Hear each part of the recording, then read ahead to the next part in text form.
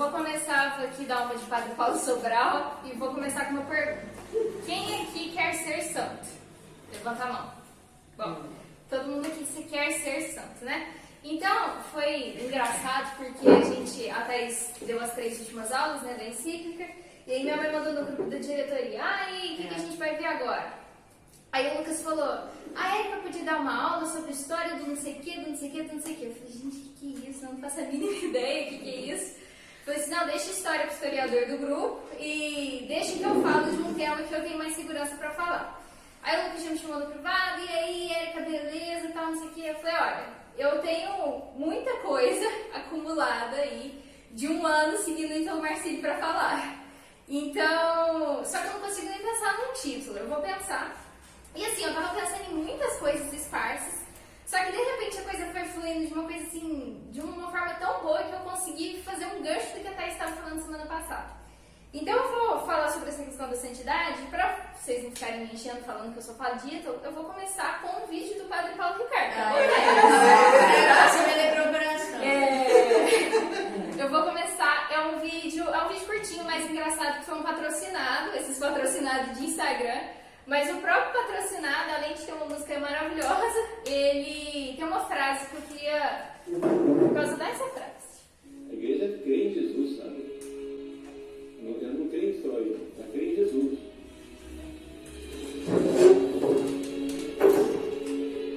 Gente, vai chegando pra cá, pra cá, vocês melhor.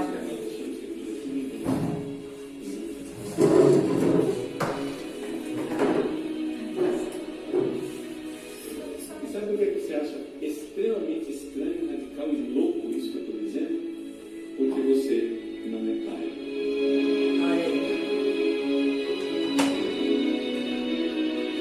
Por quê? Porque nós não damos valor à oração. Satanás sabe o perigo que é o homem que reza.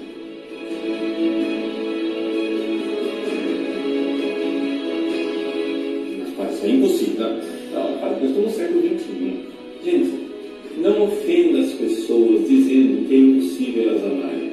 Não ofenda as pessoas dizendo que é impossível elas serem santas.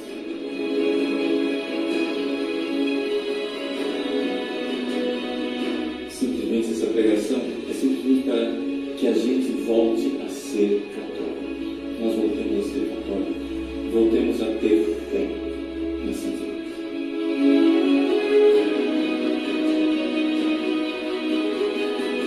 Como se você precisasse fazer alguma coisa para ir para o inferno. Gente, você não precisa fazer nada para ir para o inferno. Para ir para o inferno, você só deixa o carro na banguela e vai sozinho.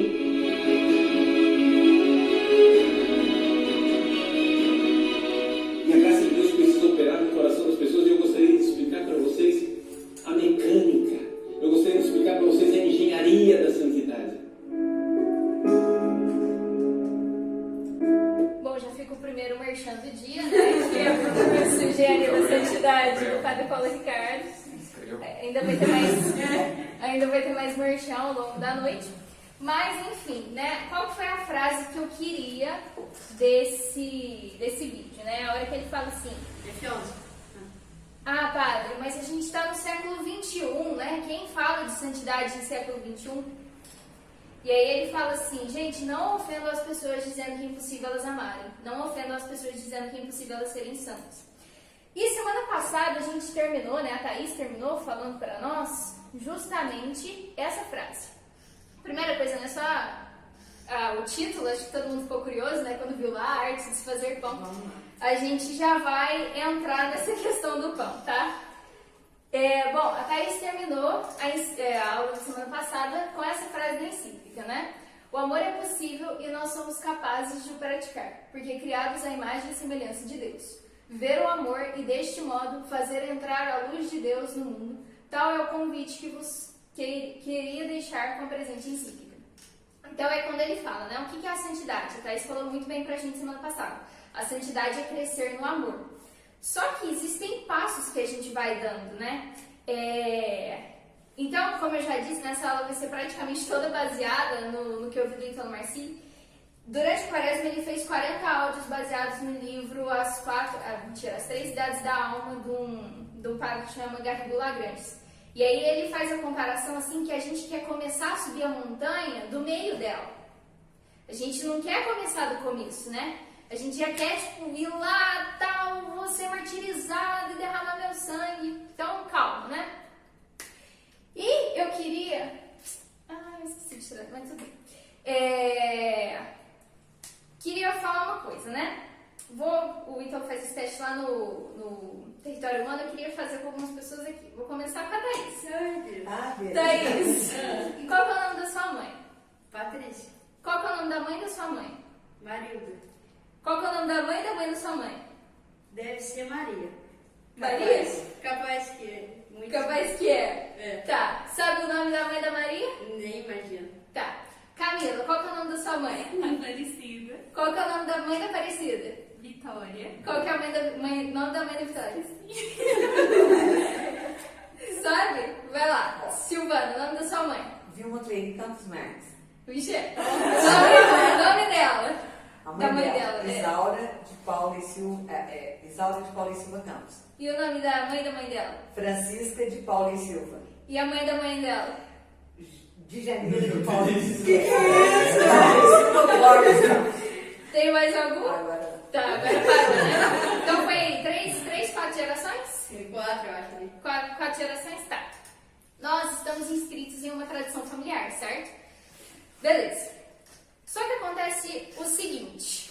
Nós temos a tendência, tá? Eu disse bem, não estou falando que é determinante, mas nós temos a tendência de repetir em nós os princípios de queda e de ascensão dos nossos familiares. Como assim?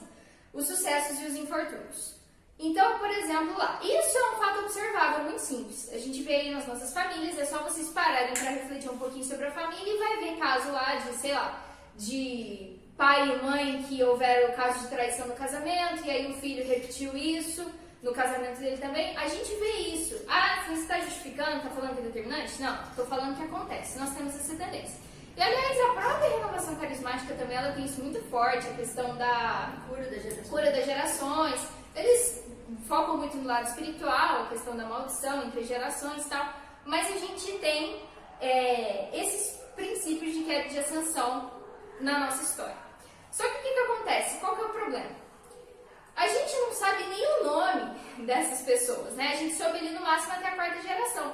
Mas a gente não sabe a história dessas pessoas. Talvez a gente pode até saber ali, talvez a Silvana saiba ali da última que ela falou. Mas a gente não sabe de todo, vai voltando. Então como é que a gente vai saber quais são os princípios de queda e de ascensão? Então a gente precisa voltar no ancestral comum, que não é o macaco, né? Tá? Princípio de queda, tipo a banana. Não, né? A gente precisa voltar. E aí, quem vai me falar o ancestral comum aí? O nome? Adão e Eva. Adão e Eva. Mas como é princípio de queda e de ascensão, tem que ter 2. Qual que é o outro? Um princípio uma pessoa patriarcal. Deus, Não. Adão e Eva. Moisés. Depois, não é Moisés. Noé. Noé. Noé. Porque Porque de lá pra trás não tem mais Porque ninguém. de lá pra trás todo mundo morreu, exatamente. Nossa, Noé, eu pensei, mas acho que eu vou falar errado. Tá, então vamos lá. Noé. Princípio de queda e de ascensão. Tá. Então o que aconteceu lá no Gênesis, né? Qual que é a simbólica presente em Adão e Noé? Ah, tá, mas não sei o quê. Adão, essas pessoas existiram de fato, mas a gente vai se concentrar em toda a simbólica do que aconteceu. Então vamos lá, o que aconteceu, né? Deus criou o mundo, tal, viu que o mundo era bom, beleza. Deus cria então o homem. E Adão era o homem mais rico do mundo. Porque Adão, ele tinha tudo, ele tinha o Éden, ele tinha o paraíso, ele tinha todas essas coisas. E Deus deu o poder para ele de dar o nome, ó, você vai dar o nome. Então ele lá, gato, vou chamar gato. Ele que deu o nome para todas as coisas. Só que o que acontece? Adão estava lá em cima, então. Só que Adão vai cair. Por quê? Por que Adão cai? Quando ele comete o pecado original, né? Então a gente sabe da história. Eva oferece o fruto, a maçã, né? Ele come, eles desobedecem a Deus. Então Adão, que estava lá em cima, Adão cai. E Deus vai lá. Eu acho interessante que o Ítalo fala assim que tem um texto, isso não está na Bíblia, mas está num texto rabino, que a gente fala que eles foram cobertos, né, porque eles estavam nus, né? E aí quando eles cometem esse pecado, eles percebem que eles estão nus e eles se envergonham e a gente fala que eles se cobriram com folhas, né? E aí eles, nesse texto rabino, fala que a tradição, né, da época era se cobrir com pele de animais. E qual animal? Pele de cordeiro. Então já é a prefiguração do cordeiro, que é Jesus Cristo, né, que vai cobrir depois, que vai nos cobrir, né, que vai nos salvar. Mas enfim, e Adão cai, e qual que é o princípio? Depois que ele cai, o que Deus fala para ele e para Eva? Agora, com o suor do teu rosto, trabalharás para conseguir o pão. Exatamente, tá. E agora nós vamos ver Noé. Noé, ao contrário de Adão, ele estava em princípio de queda, ele estava lá embaixo. Por quê? O que acontece? Mesmo sendo primeiro. Sim, porque primeiro simbolicamente, né? Simbolicamente. Por quê? Noé, ele estava lá embaixo, porque ele estava em meio a uma sociedade decaída. Então ele estava envolto ali de todo tipo de sujeira, de devassidão, de desonestidade, e ali estava Noé, no buraco ali, né? Só que ele é elevado, por quê? Porque ele tem a história da barca, da arca, né? Que ele vai, coloca todos os animais, eles vão lá dentro e vão ser salvos só aquelas pessoas que estão dentro daquela arca. Então ele tá lá em cima, foi o cara que foi o único, junto com a família dele, lá salvo. Então, do princípio de queda, ele subiu. Só que Noé, também cai. Ele cai quando? Quando ele bebe vinho. Tem uma passagem lá que ele fala que ele bebe vinho, ele fica embriagado, e aí o que acontece? Ele fica nu também, né, na praia ali, e os filhos vão e cobrem também as vergonhas dele. Certo? Tá, beleza. O que isso tem a ver? Então, o princípio para parar a queda, né? O pão, ele é o fim da queda. O que o pão representa? Cozinheiras aí, quais são os ingredientes do pão? Farinha, tá? Leite, Sim, mas um pão mais simples ali, aquele pão antigo ali. Farinha, água e fermento. Fermento, boa, queria que alguém falasse fermento. Fermento, o que o fermento faz com a massa? Cresce. Faz ela crescer, certo? E ele é rápido ou ele demora um pouquinho? Demora um pouquinho. Agora imagina que você é uma pessoa em queda. Você tem tempo de esperar o pão crescer? Não tem. Você precisa daquele pão ali na hora. Então não dá para pôr fermento. Imagina que você é o povo hebreu lá, né? O povo hebreu estava fugindo e Deus enviou o anjo da morte, eles precisavam comer a Páscoa rapidinho. Então também eram os pães ácidos, os pães sem fermento. Tá. Então, fala aí, farinha e água. A farinha é feita de quê? Trigo. Beleza. Então vamos lá. Para eu fazer o pão, o que eu preciso? Primeira coisa, eu pego aquele trigo e vou bater ele numa pedra. Aqui tá num potinho bonitinho, tá? Mas eles não tinham um potinho bonitinho na época. Eu bati o trigo na pedra. Então eu pego ele ali, né? Na pedra, na terra, vou bater para formar a farinha. Beleza, tenho a farinha, o pó. Depois eu preciso fazer essa farinha, pegar essa farinha e acrescentar o quê? Água, certo? A água que vai unir ali os elementos. Depois, quando eu tiver essa massa, eu vou fazer o quê? Eu vou sovar a massa. Para quê? Para entrar ar. E depois eu vou botar no fogo. Não sei se teve alguém aí que percebeu, mas eu acabei de falar, parece uma loucura tudo que eu vou falar, mas eu vou chegar numa coisa. Acabei de falar a articulação dos 4 elementos da Terra. Terra, isso é viagem, enfim. Terra, água, ar e fogo, certo? Tá. O que cada elemento representa? Eu articulei eles na massa do pão, certo? Tá. O que cada elemento representa? Pedra, né? A terra, ela é a firmeza. Então representa a presença, a virtude. A água é o jejum. Por que a água representa o jejum? O que a água faz com a farinha? Ela une, certo? Quando a gente faz jejum, a gente une algo em nós. O que a gente une algo em nós? O incômodo. Quando você pega e faz jejum, você tá o quê? Com fome. E você sente aquilo muito fortemente, né? Uma coisa que tá ali te incomodando o tempo todo. Você começa a sentir muita fome e você começa só a pensar naquilo. Então você tá concentrando em você o incômodo, certo? Então, a água é o jejum, o ar é a oração e o fogo é a esmola. Esqueci de falar por que o ar é a oração, né? O ar, o que é o ar? Ele sai da nossa boca, o ar ele é quente, então ele sobe, né? A gente aprende física, química, que o ar ele sobe, quer dizer, que o que é quente sobe, né? O ar quente sobe. E ele expande, ele, se é a palavra, ele envolve, certo? Então por isso que ele representa a oração. E o fogo representa a esmola porque ele queima o que é excesso. Tá, isso falou isso semana passada, né? Que a esmola, ela queima o que é excesso. Tá. E o que tudo isso, toda essa loucura tem a ver com amor e santidade? Vamos chegar lá. Ele fala, né, nesse curso, que é o curso de território humano, que religião não é oração. Como assim, como assim, como assim, como assim? Tá. Ele falou um negócio engraçado assim. Ele falou assim, por que velho de paróquia não melhora?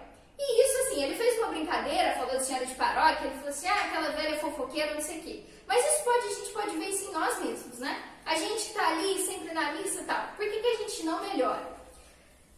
Porque a gente fica nessa, assim, não me levem a mal, eu vou falar sobre a oração depois, mas por que a gente não melhora?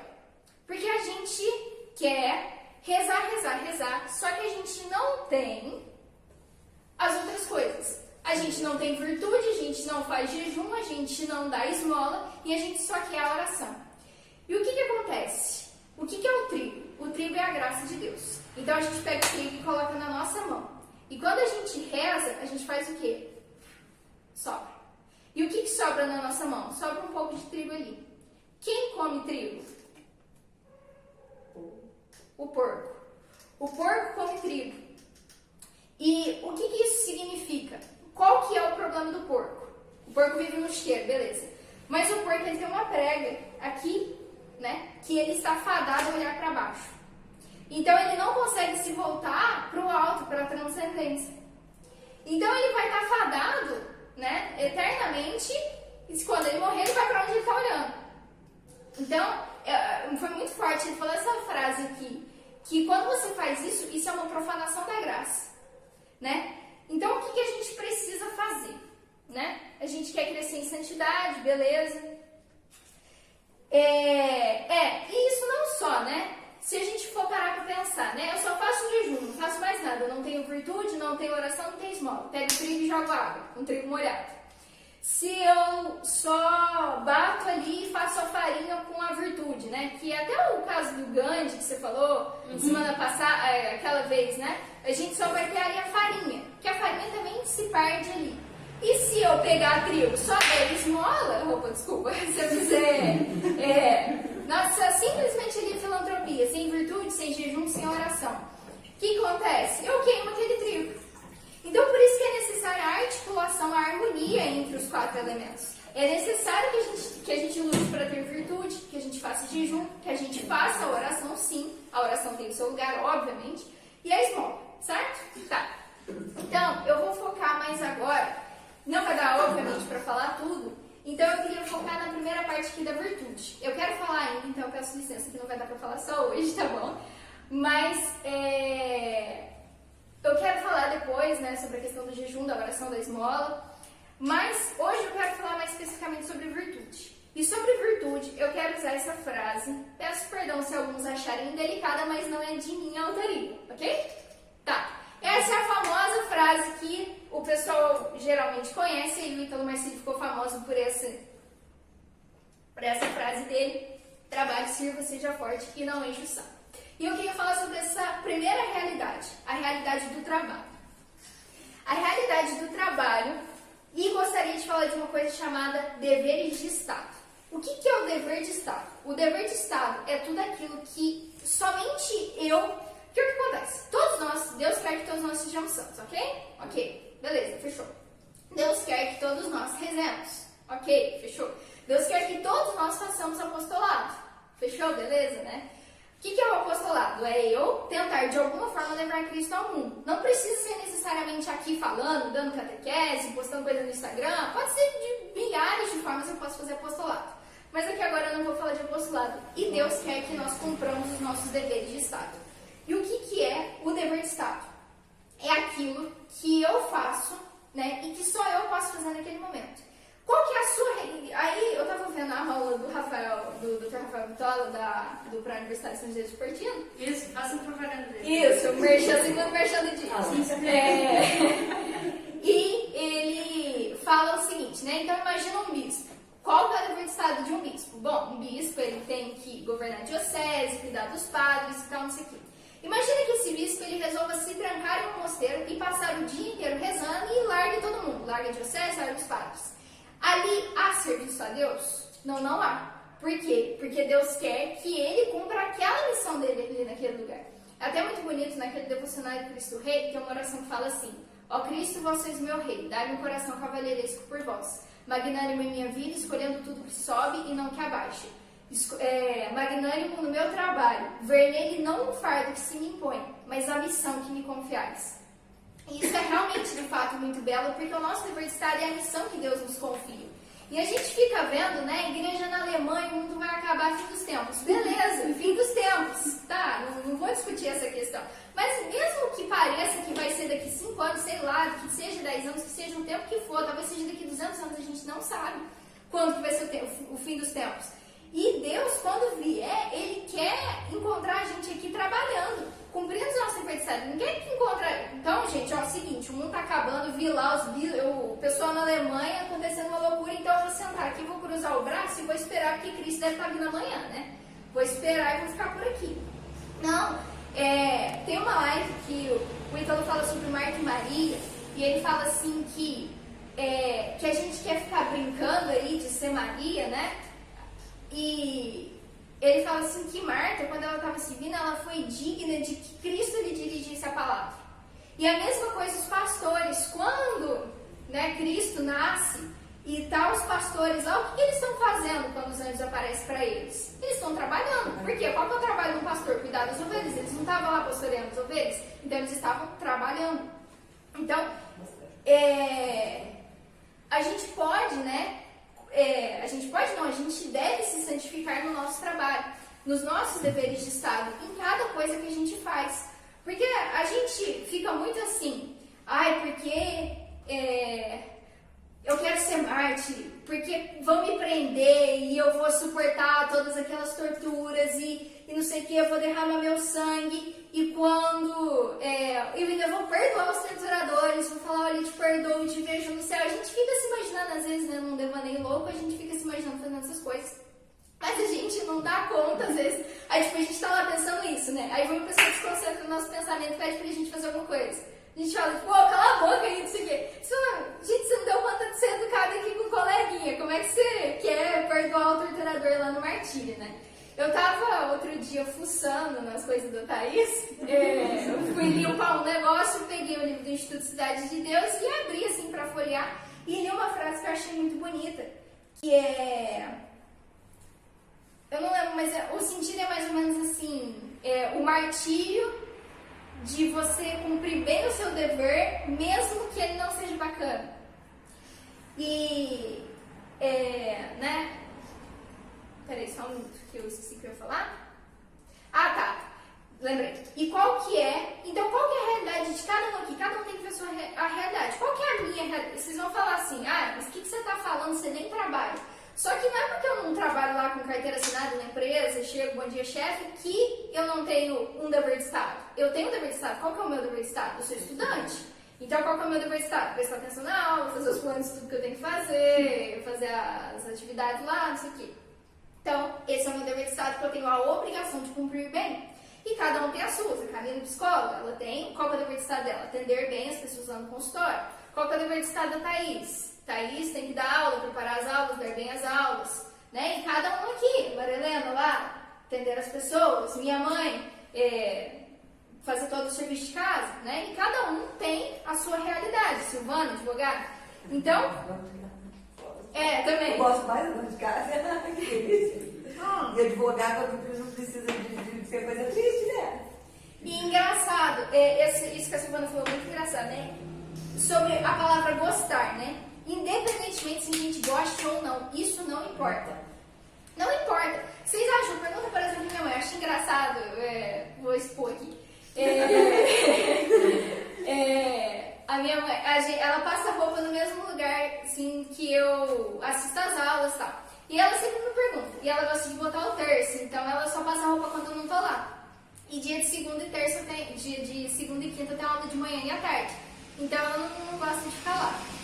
Aí ela me pergunta esse dia de terça, você tem aula agora? Eu vou lá passar roupa. Eu pensei, que alegria, como é que você gosta de passar roupa, hein? Aí ela fala, não, mas eu tenho que fazer, né? E quantas vezes, às vezes ela fala, eu vou lavar aqui, falando uma animação de limpar a casa. Eu falei, gente, mas que animação pra limpar essa casa, hein? Que às vezes eu tenho uma preguiça de querer arrumar, fazer alguma coisa e ela toda animada, assim, ela realmente é um exemplo pra mim, sabe? Vou expor aqui. Que realmente, assim, eu vejo isso nela. Essa questão, não que você não seja tão se sinta ofendido. Olha só, toda vez que eu chego do trabalho, quando a minha nora morava em casa com meu filho, eu chegava assim, graças a Deus, mais um dia, que delícia. Depois, graças a Deus, a faculdade voltou o teu horário normal. Um dia o Gabriel falou assim, eu nunca vi uma pessoa a Josinha dizendo alguma coisa, eu falo, Josinha, peraí, e já pulando no meio, sabe, pra poder fazer as coisas tudo junto, lavar as coisas, passar no domingo, ai, que delícia, passei toda a roupa. Eu falo, mãe, uma pessoa gostar de ficar dizendo as coisas, o que é isso? Mas é o que é? Independente, nós nutrimos de um amor tão grande e de um dever para cumprir que a gente quer fazer. Então, ouvir para cá, não é? Vir para o escritório, fazer. É uma coisa que a gente nutre. Isso aí nutre a alma, não nutre? Com certeza, porque essa é a substância da vida humana, né? Porque 70% do nosso dia a gente passa trabalhando. Imagina se a gente passa o dia inteiro assim, nossa, como eu queria estar na praia sei lá da onde, como eu queria estar no Guarujá agora. A gente passa o dia inteiro pensando, como eu queria estar em tal lugar, como eu queria estar fazendo tal coisa. E aí vai chegar no fim da vida, né, que a gente vê lá no leito de morte, e aí, o que eu fiz, né? Porque eu passei a vida inteira trabalhando, mas eu fiz aquilo lá bem ou não? E é interessante essa questão aqui, ó. Isso aqui tá num dos cadernos de ativação lá do Guerrilhoi, e eu só trouxe aqui o print porque o próprio negócio lá tem um negócio assim, tire print e poste com a hashtag São Jadá. Eu fiz, então tá liberado, vou botar no slide aqui. A forma mais comum de se demolir uma casa é com uma marreta. Muitos filmes de ação me enganaram. Dinamites são reservadas a construções de grandes dimensões. Para demolir uma casa, bate-se primeiro naquilo que é menos importante, menos central, e segue-se derrubando paredes e pilares até que tudo vem abaixo. Ele fala uma coisa interessantíssima. Ele fala assim que é uma grande soberba nossa, quando a gente tem uma grande queda, fala assim, como que isso aconteceu? Como poderia eu trair meu marido? E ele fala assim que nunca começa assim, tipo, putz, tive uma queda lá, né, explodiu uma dinamite, pimba, explodiu, traí meu marido, um momento de, como é que é, 9 horas que ele fala, né? Um momento de 9 horas lá, traí meu marido. Nunca é assim, sempre começa com pequenas infidelidades, né, que a gente começa a destruir tijolinho por tijolinho da nossa casa, né, que é a imagem aqui, a gente vai destruindo com a madeira. Nas nossas pequenas infidelidades, a gente vai somando pequena infidelidade com pequena infidelidade, até que, né, a gente comete uma grande infidelidade. E assim também, né, tem aquela frase, se sou fiel no pouco, ele me confiará mais. Da mesma forma, né, também se eu for infiel, eu vou caindo. Abismo, tem aquela frase, né, abismo chama outro abismo. Então a gente tem que ter cuidado com essas pequenas infidelidades. Pequenas coisas mesmo, assim, mínimas. Que ontem eu saí loucamente procurando todos os CAs lá, que são os cadernos de ativação, que ele fala sobre trabalho. E ele fala assim, tem um que chama assim, você nunca será o Bill Gates. Que ele fala assim, que tem aquele adolescente que passa o dia inteiro no videogame, não faz nada, não arruma a cama, não faz nada, e pensa que vai sair de lá e vai construir um problema que vai salvar a fome do mundo, né? E é muito interessante que ele fala assim, que as pessoas assistem o documentário do Bill Gates e falam, mas o Bill Gates também não arrumava a cama. Ele fala assim, mas você não é o Bill Gates, e você não vai arrumar a cama nem criar um software de computador. Né? Porque o Bill Gates não arruma a cama, mas ainda criou um software que todo mundo usa.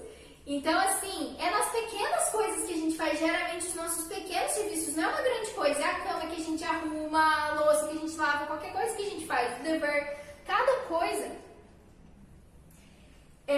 se é das pequenas coisas que são feitos os grandes erros. Por outro lado, é também das pequenas coisas que são feitos os grandes acertos.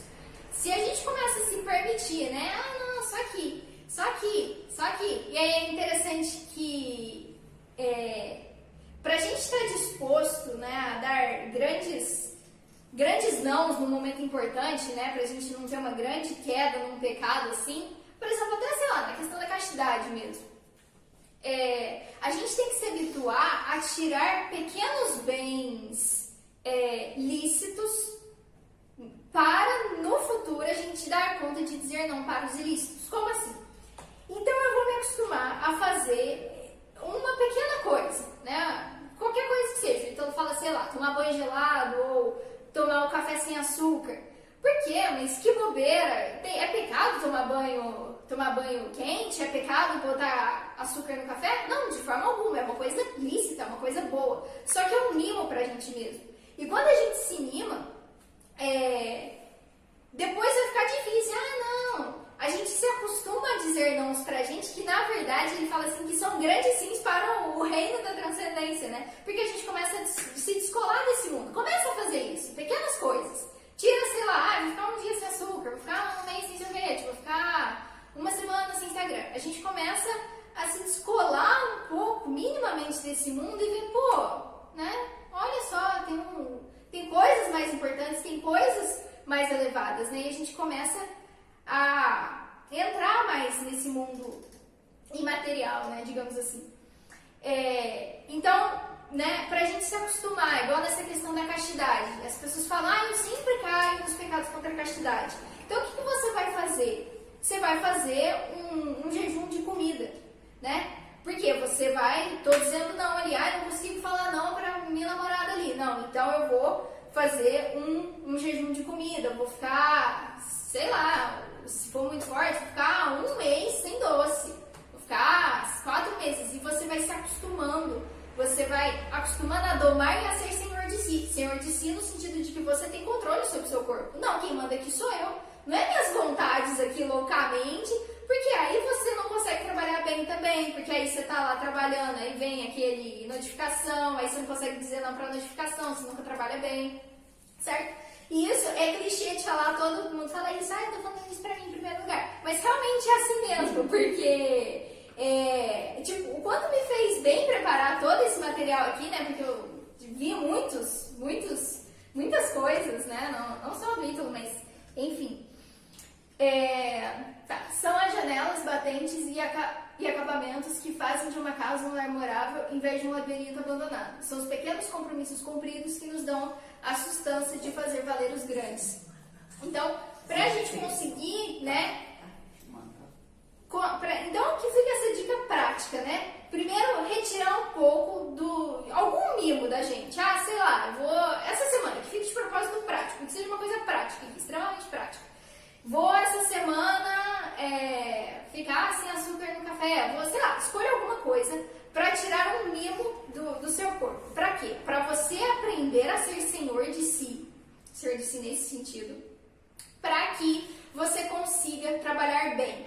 Porque o nosso trabalho, ele tem que ser uma fonte de virtudes. Ele sendo chato, ele sendo legal, ele dando dinheiro bom, ele não dando dinheiro, que seja. O trabalho, ele tem que ser uma fonte de virtudes. Tem uma parte que ele fala assim, que se o seu trabalho é chato, então ele vai te fazer forte contra a chatice. Você vai se acostumar a ser forte em toda vez que tiver uma situação chata. Se o seu trabalho for enlouquecedor, você vai ser forte nos momentos de loucura, né? Se o seu trabalho é cansativo, é extenuante, vai te fazer uma pessoa mais forte. Então, você aproveitar aquilo do seu trabalho que mais te incomoda para transformar aquilo numa virtude. Aproveitar aquele momento para ser um momento de virtude.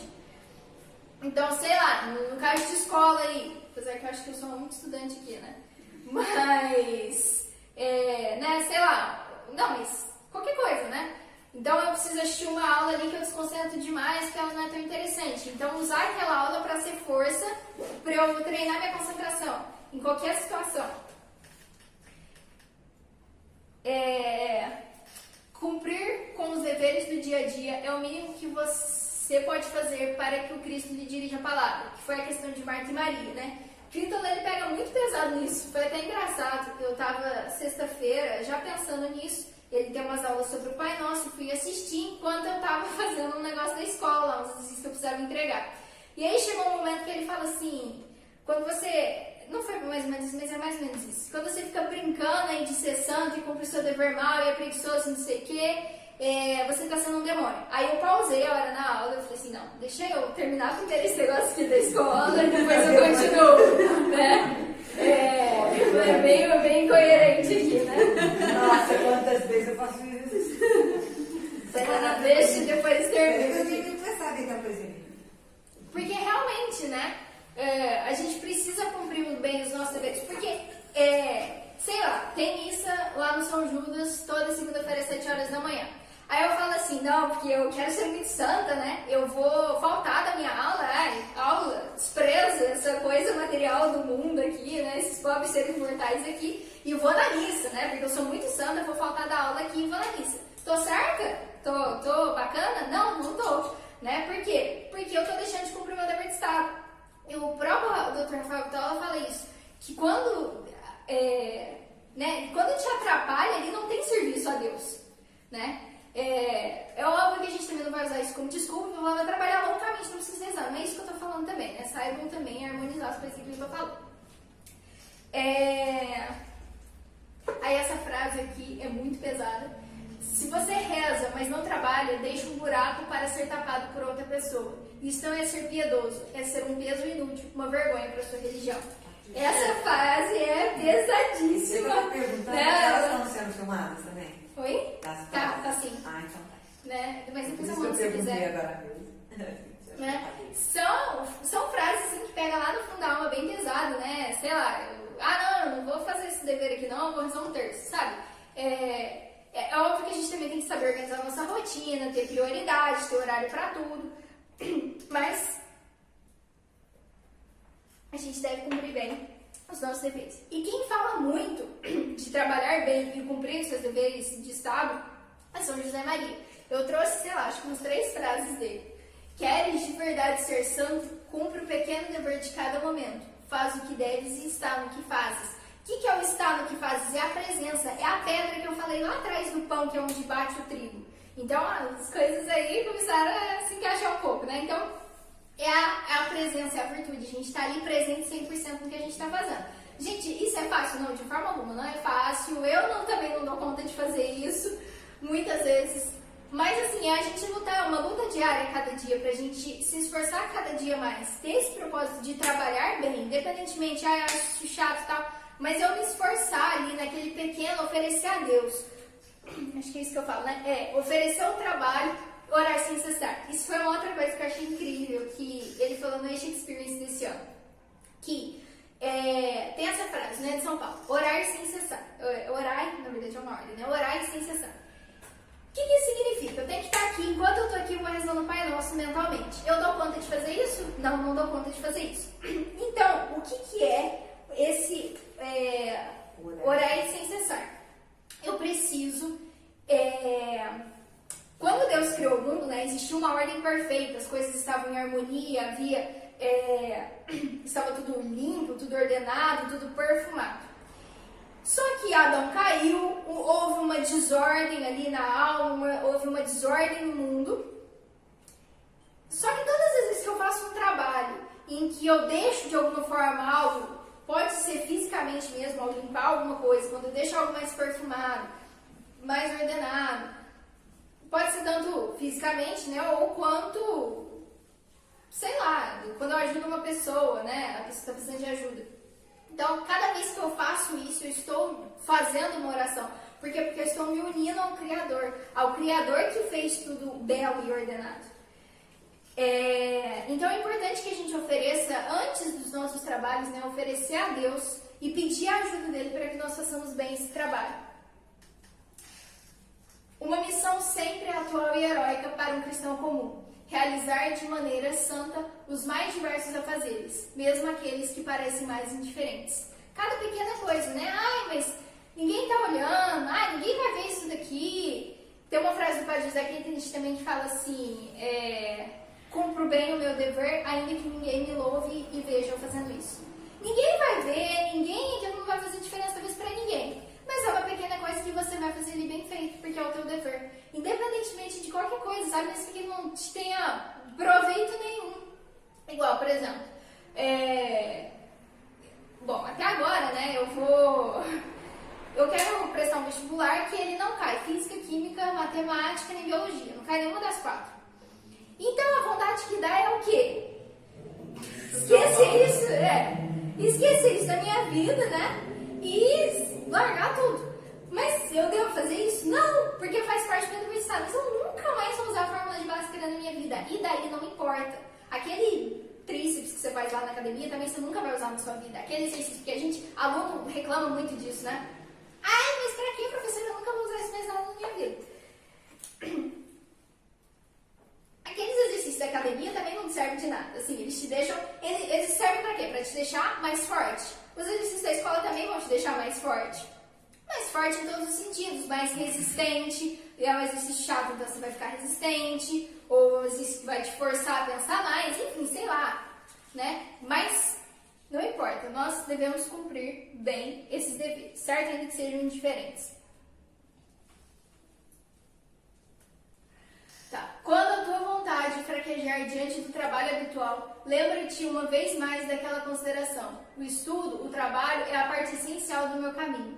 E o descrédito profissional, consequência da preguiça, anularia ou tornaria impossíveis as minhas tarefas de cristão. Necessito, assim Deus o quer, do ascendente do prestígio profissional para atrair e ajudar os outros. Não duvides, se abandonas o teu trabalho, afasta-te e afasta os outros dos planos divinos. Isso é muito forte, né? Eu vi essa frase, acho que foi ontem ou hoje, né? Que eu vi isso daqui e falei, gente, que interessante isso daqui.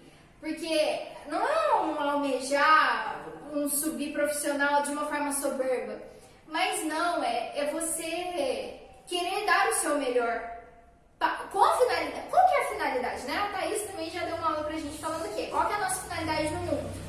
Que são tu e Nath Loyola falar. Nós viemos esse mundo para. Qual que é a finalidade? Perguntar por que você veio nesse mundo? Eu vim para conhecer, amar e servir a Deus para no futuro me unir com Ele.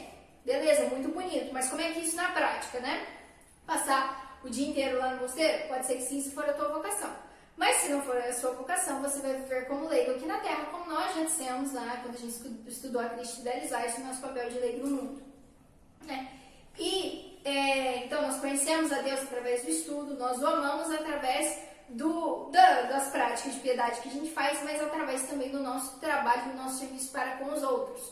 Né? Do serviço que a gente faz para o nosso patrão, para o nosso pai, para a nossa mãe, enfim. Quando a gente faz por amor, a gente também ama a Deus. Tem uma música muito bonita que fala assim, quero amar-te mais, bem mais que a mim, naqueles que tu amas. Então, e o próprio Jesus Cristo falou, né? Quando fizerdes ao menor dos meus irmãos, é a mim que estáis fazendo. Então, quando a gente faz algo pro outro, algo bem feito, a gente pode oferecer isso a Deus. E é óbvio que por mais perfeito, por melhor que a gente dê o nosso trabalho, a gente nunca vai fazer ele perfeito. Mas a gente deve oferecer mesmo assim. E eu queria encerrar, já estou encerrando agora, com um exemplo de um professor que eu admiro demais. Não sei se alguém conhece, é o Rafão, de Física, lá do colégio. Ele é uma pessoa extremamente caprichosa. Né? E eu queria até trazer um exemplo, peguei lá, tá no Facebook dele, uma foto do quadro dele, gente. Olha isso, o quadro que ele faz. Assim, e é uma coisa assim, se falar que bobeira é só um quadro. Mas, gente, é uma coisa tão, né, tão delicada, assim, no sentido bom mesmo da palavra. É uma entrega, um amor mesmo que a pessoa coloca ali, né? Você vê isso aqui como um gesto de amor. Eu vejo como um gesto de amor, sabe? Uma pessoa que se dedica a fazer bem feito, a dar o seu melhor para os alunos. Ele até falou isso outro dia, né? Foi aniversário dele, ele é um professor muito querido para nossa sala. E aí a gente fez um vídeo lá, ele quase chorou. E aí ele falou assim que... Ele até falou isso, eu ficasse com esse título, mas sem moço. Falou assim que é isso que ele deseja pra gente. Que a gente não queira ser assim só um grande cientista pra ter título. Mas que a gente realmente dê o nosso melhor onde a gente estiver. E aquilo me tocou muito. Eu falei assim, nossa, e é realmente isso que ele faz. Agora a gente tem aula online, ele até quis comprar um computador novo, para ter uma câmera melhor. Ele falou assim, eu quero fazer o possível para que pareça mais real, para que fique melhor. E aí eu trouxe também os slides dele assim, ele tem padronizado, tudo certinho. E isso daqui foi o máximo. Ele tinha mandado uma lista de exercícios, eu tava com dúvida, eu mandei pra ele. Falei, Rafa, me ajuda com esses exercícios aqui, fazendo favor? E ele demorou pra me responder, porque ele não tava podendo. Aí ele cobrou lá, gente, é pra quarta, não se esqueçam. Aí eu brinquei, falei assim, o dia que meu professor me responder, eu te mando. Aí ele falou, não, Eriquinha, tá no esquema aqui, eu já vou te mandar, você é a próxima. E geralmente ele resolve o exercício numa folha sulfite, tira foto e manda pros alunos e grava um áudio explicando. E aí dessa vez ele tem uma lousinha, essas lousas digital que você escreve, não aparece nada na lousa, mas aparece na tela. E aí ele pegou, tirou print, me mandou, botou um negócio aqui e tal, falou assim, mereceu um capricho a mais pela demora. Aí eu tive que falar, eu não aguento, né? Aí eu falei assim, olha, de coração mesmo, dá vergonha de te entregar alguma coisa mal feita.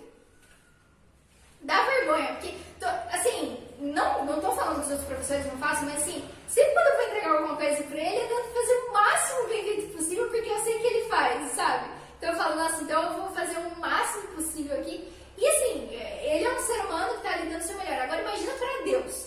Deus, né, o ser supremo que nos ama, que deu seu filho pra morrer numa cruz pra gente, que derramou todo o seu sangue, toda a água do corpo, que sofreu e que não sofreu só na cruz, sofreu a vida inteira, sofreu ali quando nasceu, na gruta fria, na palha que estava incomodando em tudo, que sofreu a vida inteira por amor a nós, e que continua nos amando, se deixando, se fazendo prisioneiro na Sagrada Eucaristia, que nos dá os sacramentos, que nos deu os sacerdotes, que nos deu a Santa Missa, que nos deu a Igreja, que nos deu os santos de exemplo, que nos mandou o Espírito Santo.